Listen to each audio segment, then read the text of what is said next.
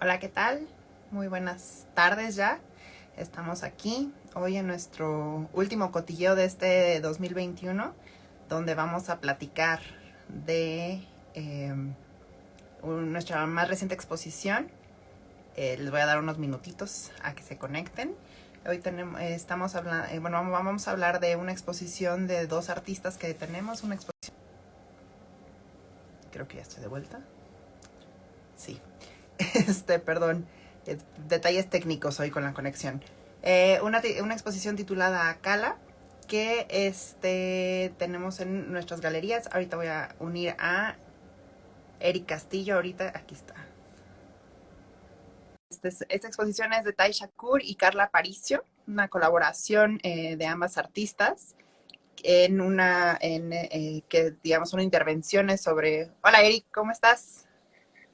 Hola, ¿qué tal, Diane? ¿Cómo estás? Bien, aquí teniendo un poquito de complicaciones técnicas, pero todo en orden. Ah, qué bien, qué gusto. Sí, estaba dando una pequeña introducción a la charla del día de hoy, que va a ser de Tai Shakur y Carla Aparicio con su exposición más reciente titulada Cala. Es una colaboración entre ambas artistas, una fotógrafa, la otra artista plástica, bueno, pues, que intervienen sobre, digamos que colaboraron en unas intervenciones en fotografías y con toda esta parte como creativa más libre para poder hacer lo que ahora está en exposición desde el 11. Desde el 11 de noviembre se abrió al público. Tuvimos una charla ahí con ellas y con Mariana Chapa en nuestro Facebook Live. Por si no lo han visto, los invitamos a que la vayan a revisar ahí también. Y bueno, la vamos a poder ver creo que va a ser hasta el 9 de enero, que la van a poder visitar directamente ahí en la galería. Está en dos espacios, en la Galería Lil Luque y en la Cecilia Gomezaro, que son nuestros espacios principales. Entonces, ¿qué te pareció? ¿Ya la viste, Eric? ¿Qué tal? ¿Qué tal? Un saludo a todas las personas que se conectaron. Es un gusto estar en esta última charla del año, tengo la impresión, ¿verdad? Sí, la Y última. sí, fíjate que sí, tuve el gusto de visitar la exposición en los dos espacios. Y bueno, pues es una exposición que tiene un buen cuerpo de obra, o sea, es una cantidad considerable de piezas, son 21 piezas. Y bueno, hay una diversidad, pero también hay una especie de energía en común en todo este trabajo de colaboración que realizaron Carla Aparicio y Tai Shakur. Sí, como bien dice, son 21 obras, pero todas son muy distintas en sí mismas. O sea, unas son más tendiendo hacia la fotografía, otras son tendiendo más hacia la pintura, las otras son también, digamos, como un juego. Hay unas que los medios son diferentes, están sobre espejo, está una que es sobre tela, que diga, como es un tejido, pues es un telar que también está montado sobre espejo. Entonces ahora sí que hay una variedad de técnicas, un cuerpo muy interesante de obra que se puede ver aquí, y sí, en las dos salas que las vistieron perfecto, o sea, sí, ahora sí que sin complicación.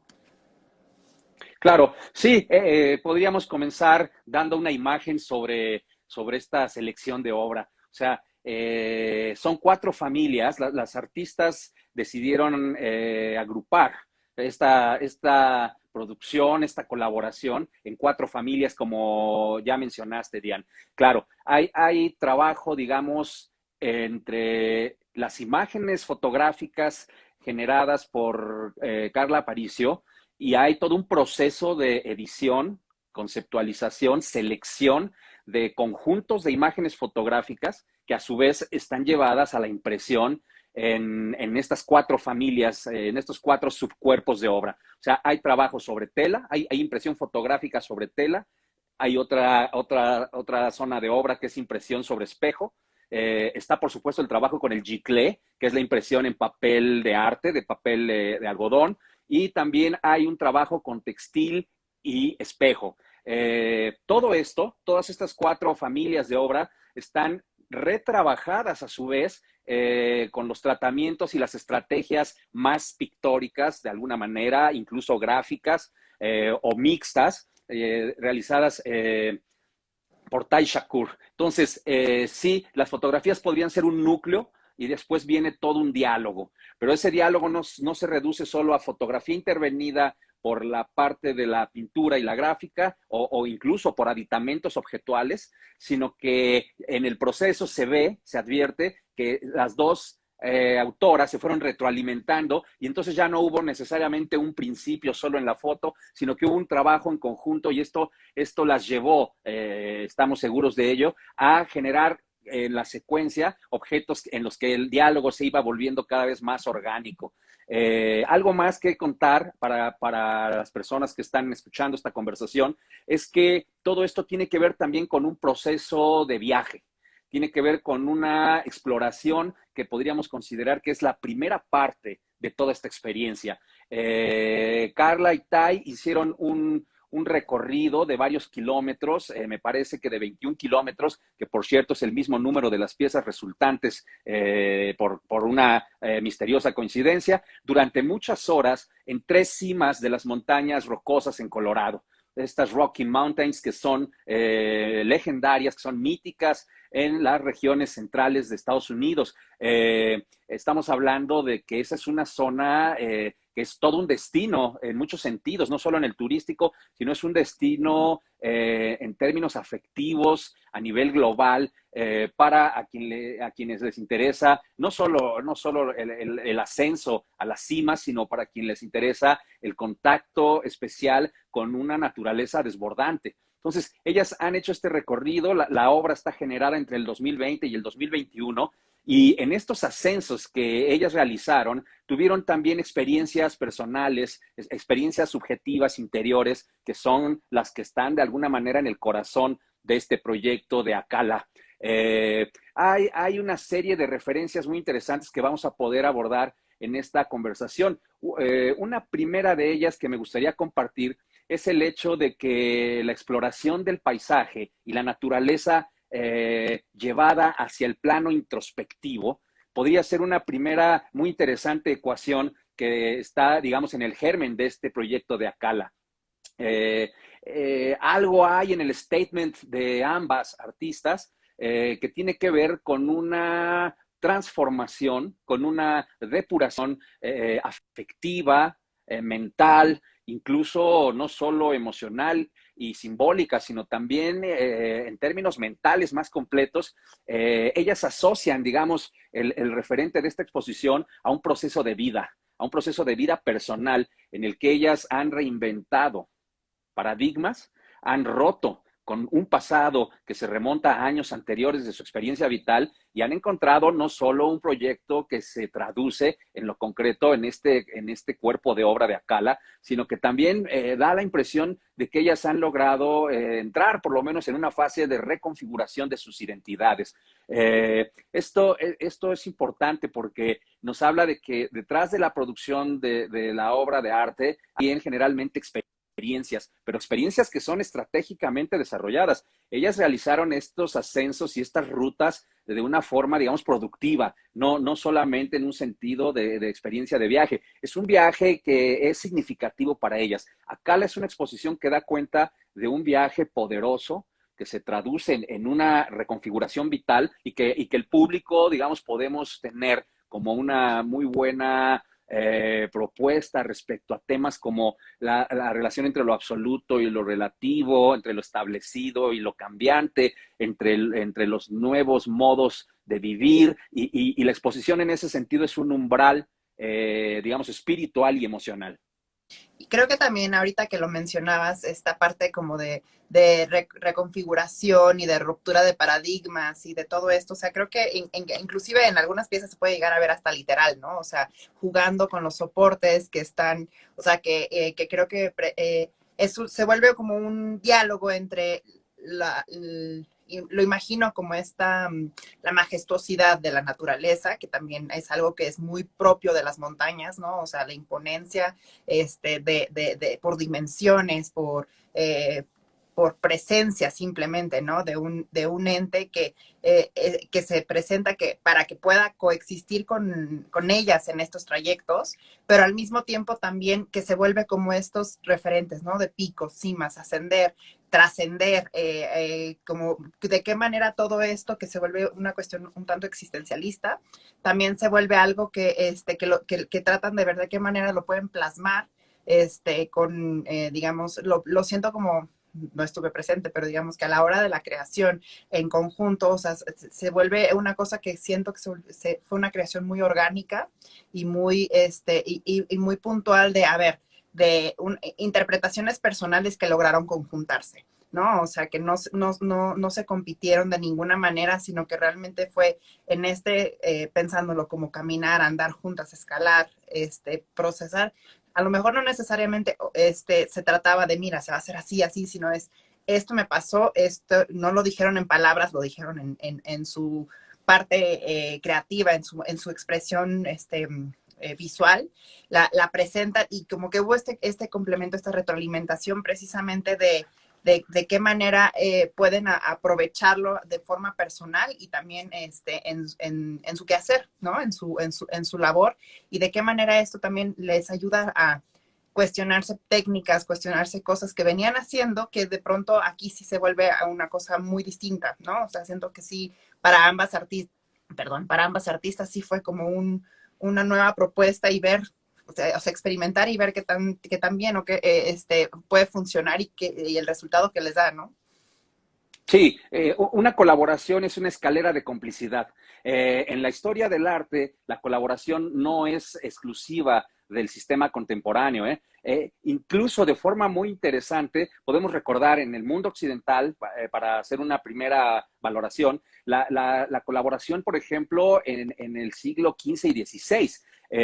O sea, todos sabemos que se atribuye a la colaboración entre el pintor Patin y el pintor Metzys una realización de paisajismo con episodios simbólicos, ¿no? Este pintor Joachim Patinir es un pintor flamenco que en el siglo XV le da al paisaje, digamos, ya un estatus de género autónomo. Y a partir de entonces se va a desplegar todo el concepto del paisajismo en el mundo del Renacimiento, en el mundo del Barroco y posteriormente ya en una era cercana a la Ilustración, en la que el paisaje se vuelve una forma de pensamiento artístico en sí misma, que claro, nosotros conocemos ya evidenciada en el mundo del romanticismo y el impresionismo, por ejemplo. La colaboración implica la negación del yo, en el sentido del yo de cada quien, para producir un yo artístico en común. Creo que Acala es un proyecto en el que no solo ellas rompen con su propia historia inmediatamente anterior en términos de vida y de arte, porque la fotografía de Carla y la práctica plástica de Tai son distintas comparadas con lo que hacen en Acala, aunque ellas se lleven a este proyecto o se traigan a este proyecto todo el saber acumulado. La relación de la fotografía de Carla en términos de fotografía de imagen para producto o fotografía de objetivo comunicativo o de índole, digamos, estratégica, queda puesta en tela de juicio cuando ella accede al uso artístico de la fotografía. Y el trabajo con la forma y la composición, incluso el vocabulario sobre el cuerpo y sobre todos estos procesos de percepción semiabstracta que hay en la obra de Tai Shakur, se ve también puesta en tela de juicio al entrar en diálogo con algo distinto. Entonces, ellas niegan su propia No son experiencia paisajistas, previa. ¿no? O sea, que no No vienen son de paisaje paisajistas, total, y no son figuras. pero Acala es un proyecto donde está en juego el paisaje. Sí, Está en claro, juego el paisaje, pero como otro concepto, no como un concepto literal, no como un concepto instrumental. Y para cerrar esta otra intervención mía, diré que en ese juego, en esa negación del yo de cada quien, en aras de un yo en común y en aras de un distinto punto de realidad, al entrar a un sistema que tiene que ver más con el arte, yo creo que hay dos tradiciones ahí fuertemente invocadas. Que tienen que ver curiosamente con un viaje contemporáneo hacia lo que en un sentido amplio llamaremos la Edad Media y lo medieval. Porque si juntamos las tradiciones de Oriente y las tradiciones de Occidente que están ahí puestas. Tenemos ahí una serie de elementos que me gustaría comentar más adelante, después de que tú hagas otra intervención. Y solo diré por lo pronto que un punto históricamente significativo que podríamos compartir en la conversación con las personas que nos escuchan y nos ven, sería aquella historia, ¿te acuerdas del ascenso de Francesco Petrarca en el siglo XIV, ¿no? Estamos hablando de 1336 al Mont Ventoux en Provenza, es decir, al Monte Ventoso en los Alpes de la zona de Francia, ¿no? Este monte de más de 1000 metros, digo, lo de Colorado son más de 50 picos de casi 4000 metros en promedio, pero en el siglo XIV Petrarca inaugura la historia moderna del alpinismo, que va a ser tan importante para el Renacimiento y para el arte del paisaje y para el arte moderno, donde él sube con su hermano a aquel monte ventoso que ahora es una cima célebre porque está incluida en el Tour de Francia, en el Tour ciclista de Francia, sobre todo desde los años 50 recientes para acá.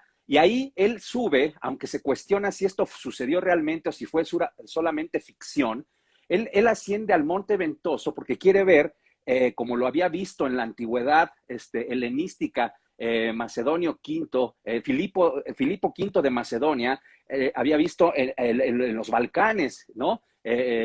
Los dos océanos que se advierten desde ahí. Entonces, cuando Petrarca hace ese ascenso, cuenta que en esta carta que él escribe sobre este ascenso, él cuenta cómo en algún punto del ascenso, cuando él se encuentra con su hermano y con los acompañantes, él abre al azar las confesiones de San Agustín y entonces se encuentra con aquel pasaje, supuestamente, donde San Agustín dice que las personas han ascendido a las montañas, que han recorrido los océanos, que han agotado la naturaleza, pero que no han caminado hacia sí mismos, que no han hecho el ascenso interior. A partir de esa historia de Mont Ventoux, del Monte Ventoso y Petrarca, este poeta tan importante por el cancionero, que también es uno de los grandes poemas fundacionales sobre el amor, en ese momento se da la fusión entre el viaje literal por la montaña y el viaje interior a la montaña del yo. Esa podría ser una primera muy interesante invocación que me parece pertinente recordar. Bueno, y aquí podemos hacer como el vínculo también al título, mismo título de la exposición, ¿no? Y a esta tradición que hablas de Oriente-Occidente, ¿no? O sea, que precisamente es una búsqueda y es una introspección como si fuera una meditación, como si fuera un proceso bueno, lo pienso como de repeticiones, no repeticiones, ay, se me fue como de una pequeña rutina, de un tránsito. Una ceremonia, un trance. Que precisamente permite o potencia la posibilidad de poder hacer este tipo de introspecciones, viajes internos, hacer todo este tipo de, digo, hasta si lo queremos ver de una manera cuasi religiosa, ¿no? O sea, simbólicamente los retiros a las montañas, todo esto también se vuelve como este proceso hacia que parece una cuestión que es totalmente exterior, pero que realmente siempre genera introspección, siempre va hacia el cuestionamiento personal dentro, ¿no? O sea, como si fueran estos portales existenciales en donde, o más bien estos portales que permiten que el confrontarse a estos montes, a estos lugares de ascenso, a estas montañas, se permita precisamente un momento de un espejeo, pero donde realmente esta magnitud lo que hace es preguntarse de qué manera esa magnitud está reflejada también dentro de nosotros y cómo estamos puestos ahí, ¿no? Entonces creo que es muy interesante el poderlo ver, porque creo que también el símbolo de la montaña, inclusive en lo que comentaba hace rato, en algunas de las obras que están elaboradas intervenidas sobre el lienzo, que tienen pues unos gestos de corte, que precisamente simulan o emulan a estos picos, ¿no? O sea, todos están ahí y es como representar este vacío o este espacio que se presenta en esas cimas, ¿no? Donde precisamente lo importante es lo que no está ahí, ¿no? Lo importante es esa nada que te permite, ¿no? Esa nada que potencia dentro de ti mismo en esos aspectos. Entonces creo que me parece muy interesante. La verdad, desconozco si sí fue una búsqueda puntual de simbolizar las cimas, porque casi todas tienen eh, pues sí, una forma como de pico. Así es. Y que realmente son estas obras las que también creo que de una manera un tanto literal, tal vez, están expresando esto que nos comentas. Bien, sí, voy a describir un poco algunas obras. Hay bastidores que están rasgados, que contienen impresiones por ambos lados de la tela y que en esas impresiones hay también trabajo de intervención de color y de fluido pictórico y de escritura y de miriadas de palabras y textos que también provienen de la escritura personal por un lado de Carla y por otro lado del trabajo que ya había hecho también con presencia de tipografía Tai Shakur en su propia pintura. Hay ahí confesiones, hay textos, se pueden intuir y advertir frases significativas. En los espejos se ven los perfiles de las montañas, pero también se ve el trabajo caótico, adrede, el trabajo de redes, planos, diagramas de la pintura de Tai Shakur. En el trabajo con el giclée se ve la intención con acrílico y acuarela, se ve la relación entre el color y el blanco y negro, fotografías donde se puede percibir el paisaje, en otras se oculta, hay otras donde se ven los bordes de las cimas, se ven las rocas del camino, donde se ven también huellas, marcas, goteados, varos, estarcidos, punteados, toda una serie de configuraciones que nos hablan como de una especie de caos heterogéneo. Esto a mí me recuerda mucho, por ejemplo, el concepto taoísta del caos primordial, que ya es diferenciado, pero que no es todavía un mundo de orden y de figuras precisas, ¿no? Yo quisiera recordar también el título, Akala. Akala para las artistas significa también la montaña, aunque hay una de las piezas que literalmente alude al concepto sánscrito de la montaña, que es Tada, ¿no? Tada Nanda, ¿no? Esta pieza que es tan importante y que es, según ellas cuentan, la primera de la serie, Tadananda, que es la relación entre la montaña y la alegría, la montaña y la vuelta de la vida, o como ellas dicen, el retorno del alma a partir de la experiencia de la montaña, sería una pieza que sí alude directamente a ese concepto. Pero acá me llama mucho la atención porque también es un concepto que tiene que ver con lo inamovible. Se refiere a un guardián del budismo tibetano, una figura presente en estas prácticas y doctrinas que se conocen como Vairayana. Hay que recordar que el budismo tiene más o menos 1000 años presente ya como algo muy desarrollado, pero que todo el proceso del budismo desde su fundación en el siglo,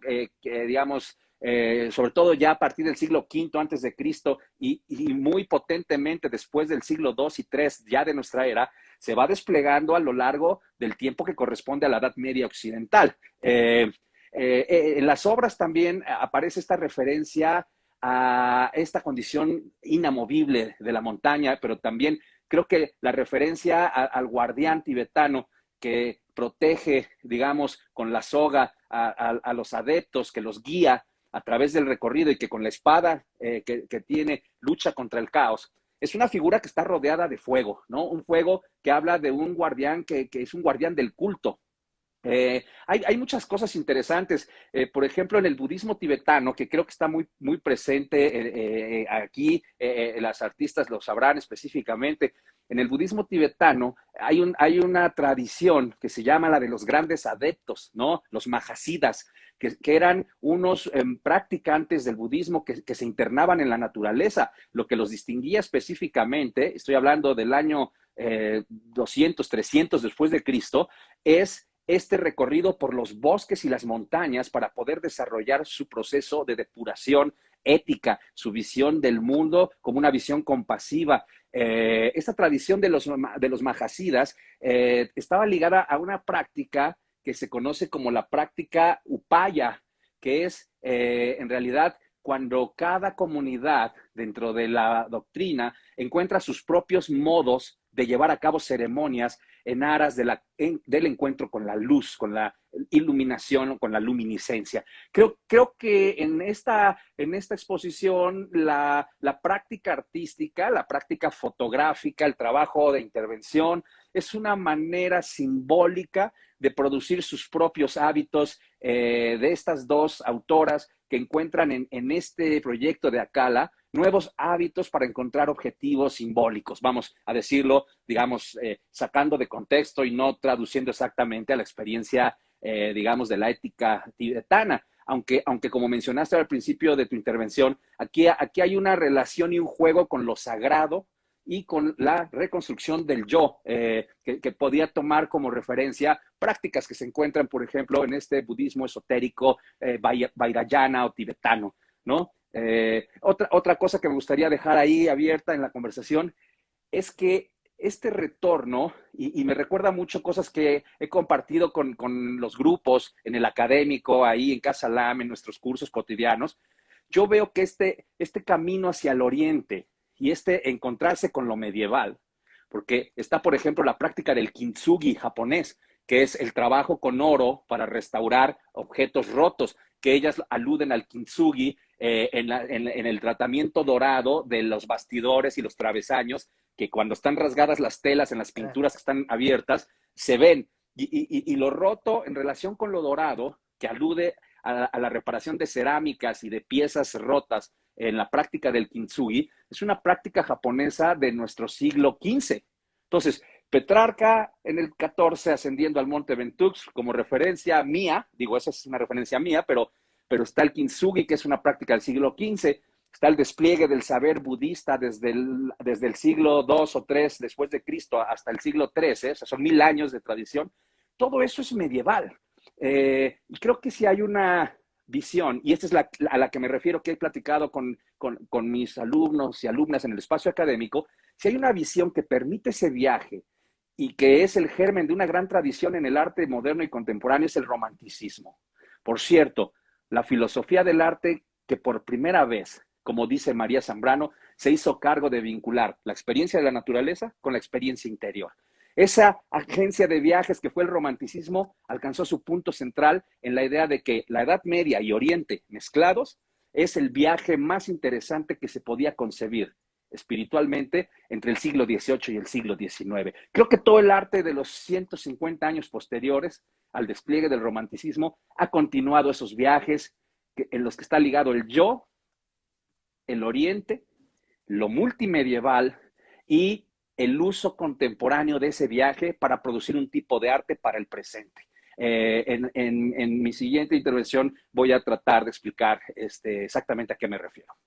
No, pero bueno, puedes seguir, o sea, lo único que me gustaría rescatar de aquí antes de cambiar de tema es precisamente todas estas prácticas, ¿no? O sea, de que, o sea, si bien las están referenciando y si bien las tienen presentes, también es una propia manera personal de que ellas las adoptan, ¿no? Porque, por ejemplo, el kintsugi sí lo podemos ver en lo dorado de los bastidores, pero, por ejemplo, yo lo vería más representado en esos gestos de volver a coser, ¿no? Como de hilvanar los lienzos y para precisamente como reconocerles, como, bueno, digo, para quienes no conozcan bien esto, es como reconocer que en estas fracturas está también algo precioso, ¿no? O sea, algo sagrado, un espacio que merece reconocimiento, ¿no? Y por eso el dorado, por eso toda esta, digamos, como reflexión hacia lo sagrado, ¿no? Entonces creo que también en estos gestos, si bien los bastidores se ven como el soporte, como la estructura que está en dorado, que también merece ser vista, creo que es lo que están queriendo decirnos aquí, también es al hilvanar estas obras, también es este gesto también, que inclusive digo, no lo quiero llevar a este ámbito porque creo que no tiene ese gesto, pero sí es algo que es muy lo pienso como si fuera un momento que también se daba mucho de menos en experiencias personales y familiares, de la hora del coser, del bordar, de todo esto, que es también una reflexión muy femenina, muy de gestos, ¿no? De momentos, de espacios también, ¿no? De factura de retrospección, que también viene con una tradición a la vez digo, como familiar, milenaria, aquí en México lo pienso, ¿no? Las mamás cuando se ponían a bordar, cuando era como un espacio para ellas, ¿no? Era como también este momento en el que a lo mejor tenían una realidad totalmente llena de cosas que hacer, pero tenían estos espacios, ¿no? Para poder crear, para poder reflexionar y así, y lo podemos ver en una cosa muy, muy simple, porque aparte son solo unos cuantos hilvanes, tal vez, ¿no? Pero que también soportan de una manera y que precisamente vuelven este kintsugi y estos espacios que mencionaba, ¿no? El espacio que referenciaba de lo cortado que parece la cima, como este vacío, de volteenlo a ver, ya sea por el dorado del bastidor, volteenlo a ver, ya sea porque está roto, ya sea porque también está intervenida la tela por el otro lado, porque lo estamos sosteniendo, pero este es el espacio que también se tiene que apreciar, ¿no? Entonces creo que es muy interesante, pero también me encanta toda esta parte de la referencia hacia los viajes, hacia, o sea, porque si lo queremos ver, o sea, no es una, o sea, no estamos viendo una veduta, ¿no? O sea, o sea, no estamos aquí en un paisaje tal cual que te presentan un gran viaje que sí lo fue para ellas, pero también es esta retrospección, introspección hacia todo su quehacer, ¿no? Sí, no hay una veduta ni hay una vista literal moderna de un paisaje, no porque eso no sea valioso. Yo creo que el caos que se ve en este paisajismo, digamos, disruptivo, tiene que ver con que toda esta experiencia es una experiencia de reparación, filtración, depuración y cambio. Carla Paricio ha trabajado con personas que hacen tejido de lana en el Tíbet.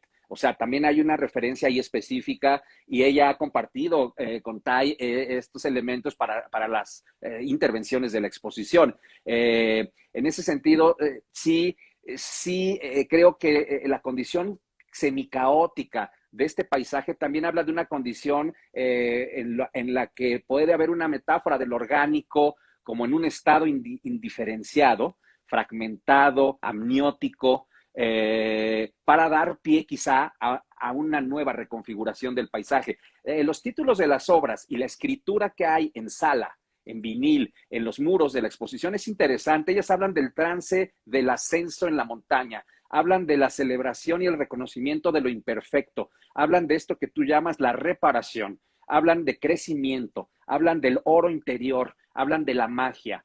Y hay una pieza particularmente interesante que es la de dualidad, donde se habla de empoderamiento y rendición. Esto lo comenta Carla Paricio en su conversación con Tai Shakur y con Mariana Chapa en el opening en el video del opening de la exposición.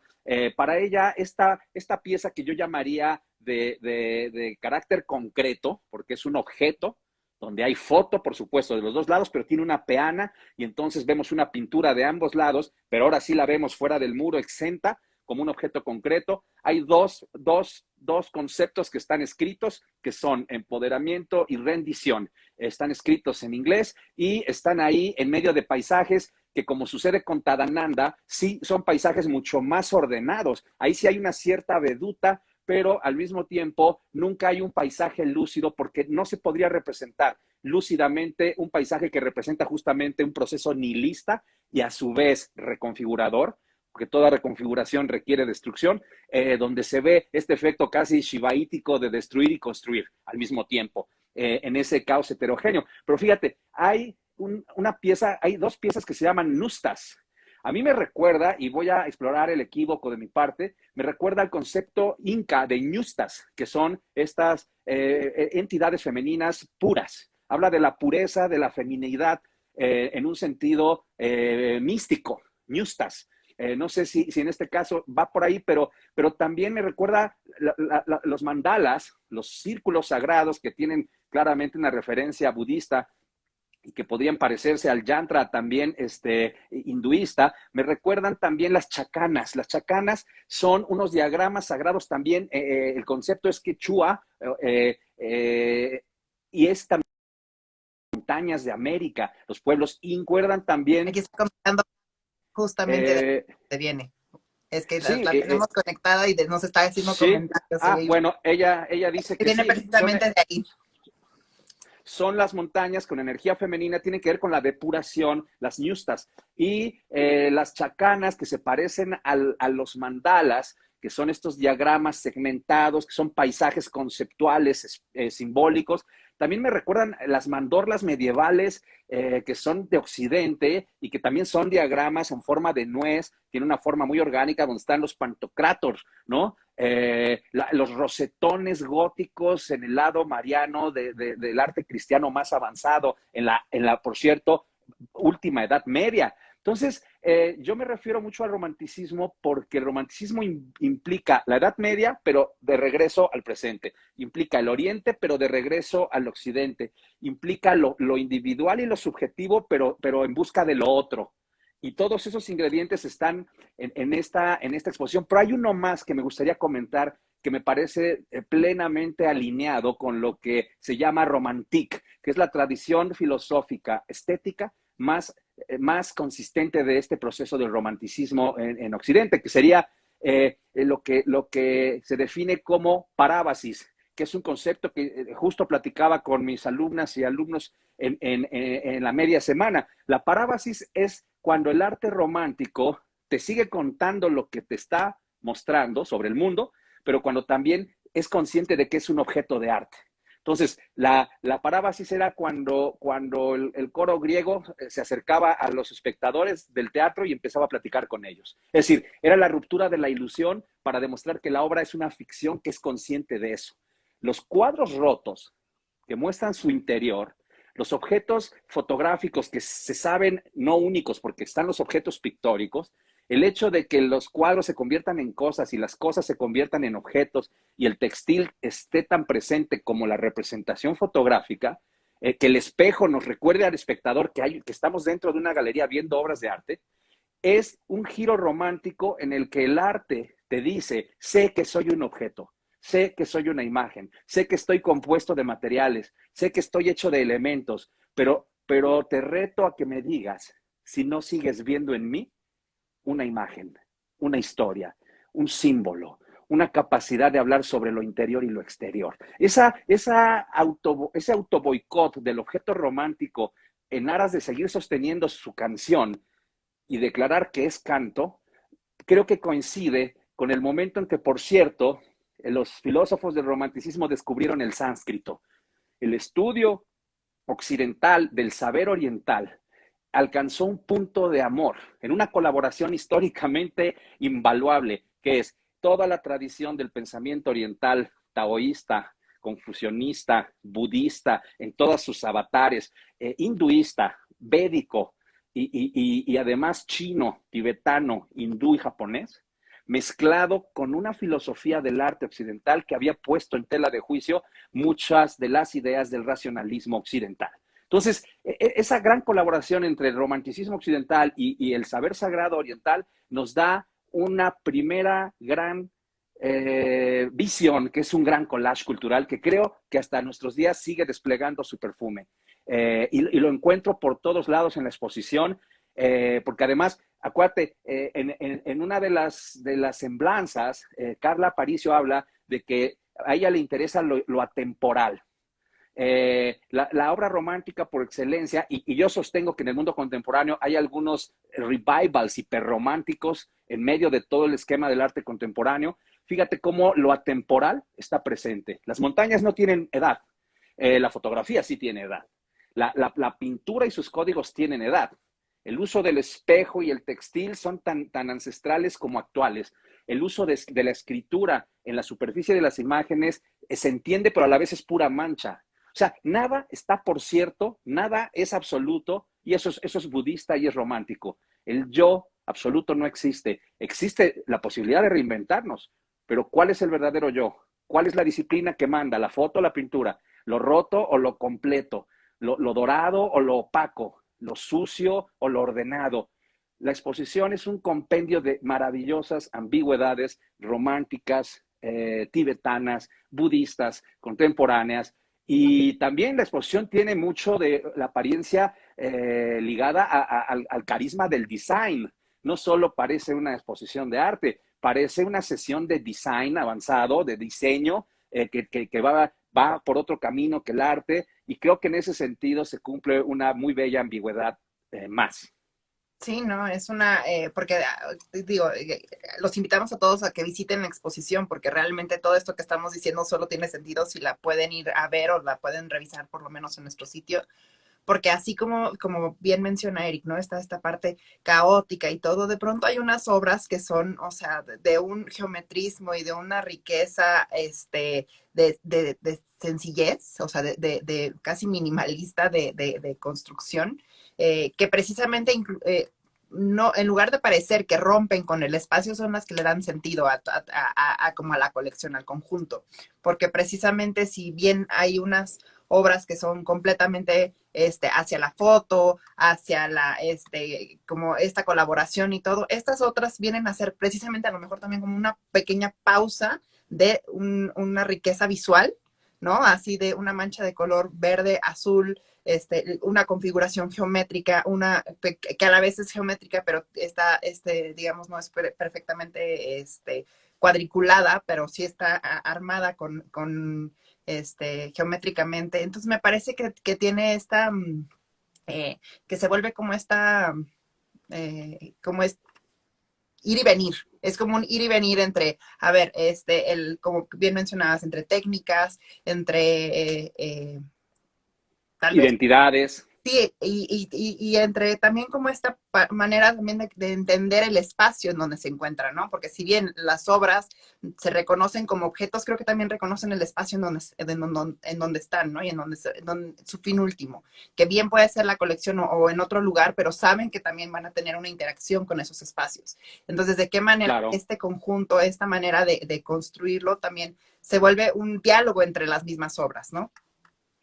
Fíjate que ahorita que me preguntaba en las personas que nos siguen aquí, Moisés Cervantes, pintor, ese es el nombre de su cuenta, un saludo, me preguntaba de nuevo por este concepto de parábasis. Fíjate que me acordé que justo en nuestras sesiones en el académico, que se han puesto muy en este sentido, en las que me corresponden a mí, sobre reentender el poder del concepto romántico del arte para explorarlo históricamente. Fíjate que me acordé que justo La montaña sagrada de Alejandro Jodorowsky, esta película de principios de los 70 que alguna vez hemos mencionado, fíjate que contiene el tema de la montaña como leitmotiv de toda la película, en donde Jodorowsky se inventa una Latinoamérica imaginaria como entidad completa, que sería el personaje de la película que va en busca de la iniciación como continente, y todos los personajes que salen ahí van en ascenso a una montaña para tener una iniciación, como tú recordarás, pero cuando al final llegan a la cima, Jodorowsky declara la película como una ficción, pide el zoom, se ven justo en un movimiento tipo parábasis, pero al revés, abre la pantalla y se ven todos los técnicos filmando, y él dice, esto es una película, todo lo que vimos de alquimia y esoteria es solamente un símbolo, el conocimiento se tiene que traducir en lo real, y se acabó la ficción y empieza nuestra reflexión sobre la realidad. Fíjate, montaña y parábasis. Jodorowsky muestra los bastidores de su propia película, reconoce la imperfección del discurso, pero creo que al mismo tiempo un discurso que asume sus límites es un discurso que confía en sus poderes. Tú mencionaste muy bien que hay un ir y venir. En el romanticismo, el punto central de la filosofía es la ironía. Y la ironía significa estar y no estar, decir y no decir. No la ironía como en su uso coloquial, sino en un sentido filosófico. Es decir, aquello que no tiene un lugar exacto. Es foto, pero es pintura. Es pintura y paisaje, pero es abstracto. Es abstracto, pero no solo es virtual, sino que es objetual. Porque, no sé, pienso en una pieza como Golden Within, ¿no?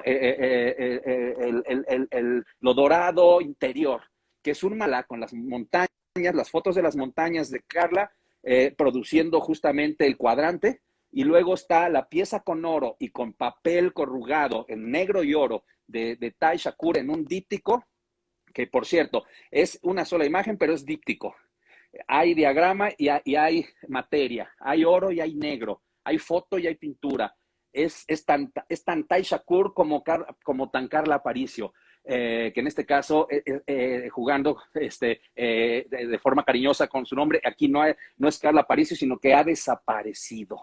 Ha desaparecido su nombre, ha desaparecido el nombre de su colega y cómplice, y al final todo es una especie de péndulo, un péndulo como una campanada búdica, donde oyes y no oyes, donde las cosas se desvanecen, se evanecen y también se presentan. Y al final se queda uno con la propia imagen de uno en los espejos intervenidos, con lo cual cual tenemos una muy interesante conclusión. Por mi parte, yo diría, el yo no es absoluto, el ser no está garantizado y por lo tanto, lo que no nos gusta de la vida, las tribulaciones, los atavismos, las malas herencias, las prácticas instaladas, las violencias añejas, los terrores ocultos, son igual que lo bello, son también relativos, son limitados y son finitos. Detrás del caos viene el florecimiento y creo que esta exposición, y ellas tendrán la última palabra, esta exposición es una apuesta por seguir adelante. No sé si al yo verdadero, pero sí por lo menos a un yo que sea verdadero para nosotros, que todos somos de alguna manera ilusorios. Sí, y me gustaría nada más hacer aquí como una mención a otra de sus obras, porque siento que tiene todo que ver con esto, que es uno de los espejos, un tríptico que trae escrito I see you, ¿no? Entonces, que creo que tiene todo que ver con esto, ¿no? O sea, que es un espejo con, sí, unas imágenes de la montaña como tal, pero con todo este espacio y que te está diciendo que algo o alguien te está viendo, o a lo mejor tú también, ¿no? Entonces, Claro, se vuelve como este momento como ahora sí que como de cierre con esto que mencionas, que no me gustaría ahondar más porque creo que lo sintetiza de una manera excelente, pero creo que esta pieza particularmente se va por eso, ¿no? O sea, que realmente es quién está viendo qué se está viendo, qué por claro. dónde va y cuál, o sea, ¿Quién es quién? ¿Quién es quién y exactamente. dónde es dónde, no? Oye, ¿te acuerdas? El cuadro de Tadananda, el de la montaña y la alegría y el retorno del alma, tiene una escritura que Tai Shakur mencionaba en el opening con Mariana Chapa. Decía, eh, yo escribí a partir de aquí y todo lo demás queda abierto. Yo me acuerdo del pintor Julio Galán, de quien hemos también hablado, en un cuadro de 1984, que es un cuadro sin título, que se puede considerar uno ya de sus primeros cuadros ya en el sentido Julio Galán. Él escribe, desde de aquí en adelante ya no respondo. Y a partir de ahí, él perdió su identidad como Julio Galán Romo y se convirtió en ese hiper Julio Galán que no tenía una definición específica. Creo que ahí hay un juego que está presente en la historia de considerar un punto, aunque todo sea relativo, si hay un punto a partir del cual nosotros ya no respondemos porque ya nuestra identidad entró en un juego que ya no tiene final. Creo que por eso la exposición tiene un contenido a nivel de construcción personal o de deconstrucción personal poderoso. Pues sí, pues con esto creo que prefiero invitarlos a todos a que vayan a visitar la exposición. Les recuerdo las fechas, van a seguir hasta el 9 de enero, eh, más o menos, pero toda esta temporada de fiestas decembrinas y todo, la galería va a estar abierta para que la puedan visitar. Horario de 10 a 7 de lunes a sábado y de 10 a 6 los domingos. No se la pierdan, porque ahora sí que sí ha sido una grata sorpresa. Veo que por aquí está Carla muy contenta y gracias a ti, Carla, ahí está comentando. Si no la siguen, síguenla, es sea-foto para que puedan verla. Tai Shakur Art, creo que es el de Tai, a Eric también por si no lo siguen ya. Y esta es nuestra última charla de este año, Eric. Con esto cerramos y creo que qué mejor manera de hacerlo con un cierre que tampoco se cierra, ¿no? O sea, ahora sí que Así deja es, una pregunta abierta de qué vendrá dejar. y todo esto gracias a Cala, ¿no?